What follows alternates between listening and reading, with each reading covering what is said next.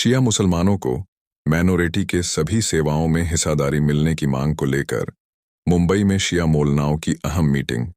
Minority में भी minority कहे जाने वाले शिया मुसलमान को माइनॉरिटी के सभी सेवाओं में मेन बराबरी की हिस्सेदारी मिलने की मांग को लेकर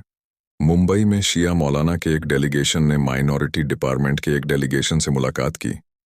और इस मुलाकात में शिया मुसलमान का हज कमेटी में बराबर की हिस्सेदारी और दूसरे सभी माइनॉरिटी सेवाओं में हिस्सेदारी की मांग की गई। इस डेलीगेशन में IBT जाफरी वेलफेयर सोसाइटी शिया अलमा बोर्ड महाराष्ट्र सहयोग रहा। मौलाना असलम रिजवी ने कहा कि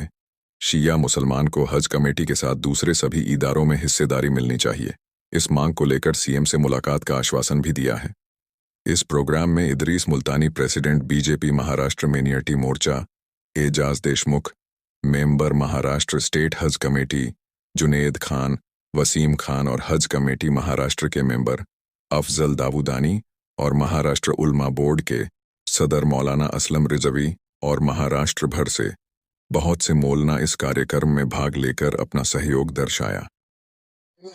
आज हमारे अफजल दाऊदानी जो महाराष्ट्र हज कमेटी के सदस्य है, उन्होंने आज सभी शिया समाज के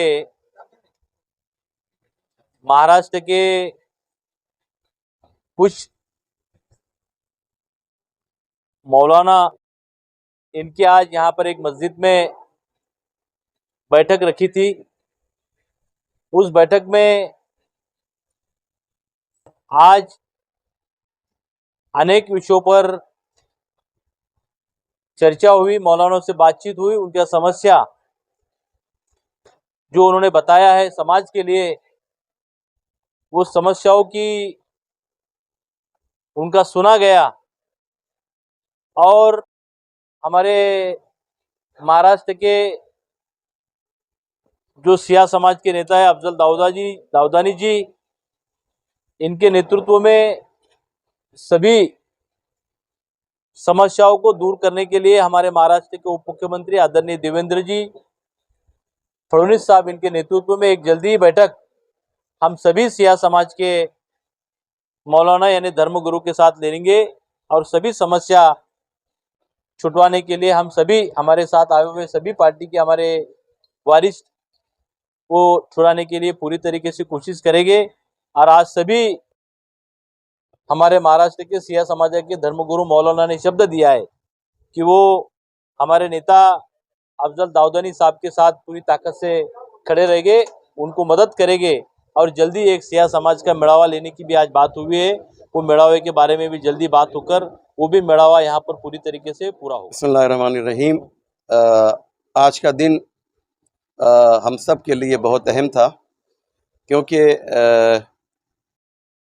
ये जो हमारी भारत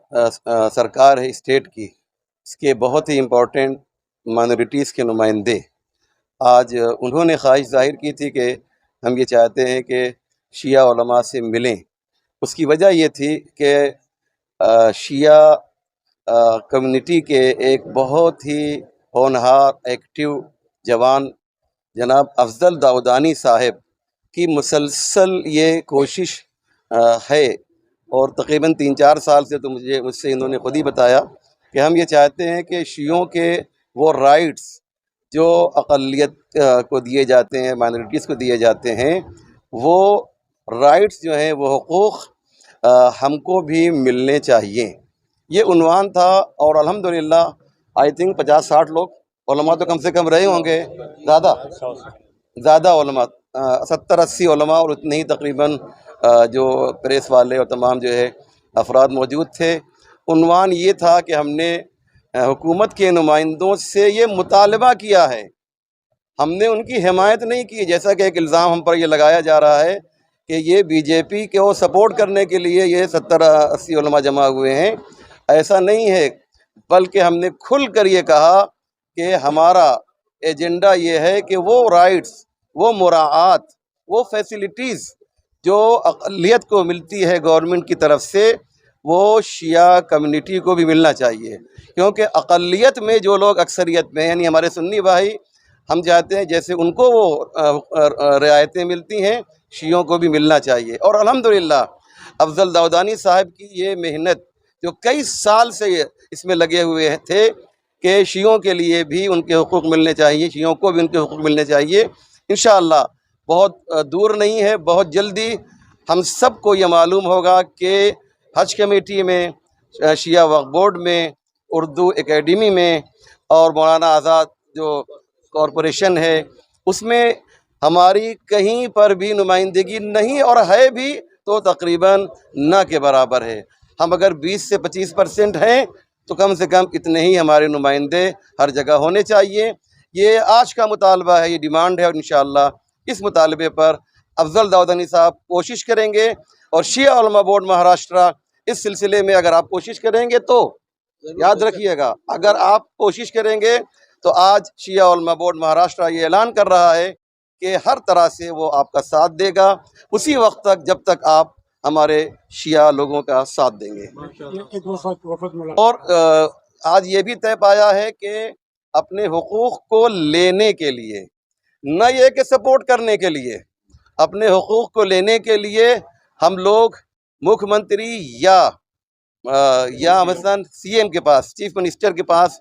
जाएंगे। फिर मैं रिपीट कर रहा हूँ, किसी की तायीद और हिमायत और सपोर्ट करने के लिए नहीं, बल्कि अपने राइट्स लेने के लिए। जो भी हुकूमत के तख्त पे बैठता है इंसान, हक लेने के लिए उसी के पास जाएगा। उसके पास जाने का मतलब ये नहीं है कि आप उसको सपोर्ट करने के लिए जा रहे हैं। बहुत शुक्रिया।